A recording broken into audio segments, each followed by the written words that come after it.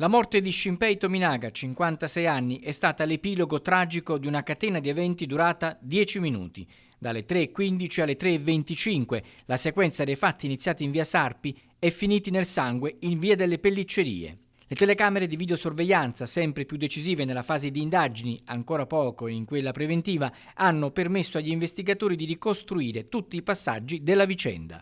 Alle 3:15, nella notte tra venerdì e sabato, Battistella e Wedam incrociano per la prima volta i due ucraini che erano forse in condizioni un po' alterate da un consumo di alcol. Si tratta di Boklaz e Petrov. Alle 3:16 compare Jouma ed inizia la rissa. I cinque si affrontano a spintoni e parte il primo pugno. Lo sferra Jouma a Petrov.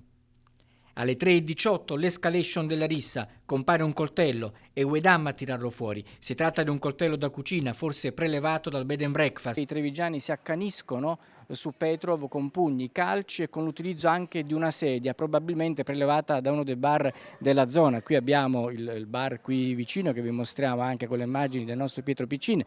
Alle 3:19 Petrov, con vistose ferite al volto, riesce a trovare le forze per scappare e, seguendo il consiglio di un passante, cerca riparo in via delle Pelliccerie, dove trova una possibilità di salvezza nel buonissimo kebab, unico locale aperto a quell'ora. Chiede aiuto ai 3 clienti presenti, tra cui Shinpei Tominaga. Alle 3:20, dopo un minuto, arrivano i 3 trevigiani che raggiungono all'interno di questo locale Petrov. Shinpei Tominaga e i suoi 2 amici provano a sedare gli animi e convincere la banda dei trevigiani ad andare via e finirla lì, risparmiando Petrov da un ulteriore pestaggio.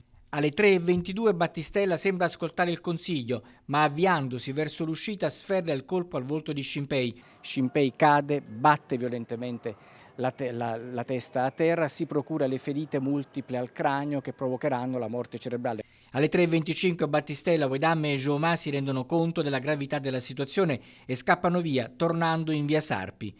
Shinpei Tominaga è a terra, ha perso i sensi. Arriva una volante, un agente tenta di rianimarlo in attesa dei soccorsi, che arrivano, prestano le prime cure sul posto e poi lo trasportano in gravissime condizioni in ospedale.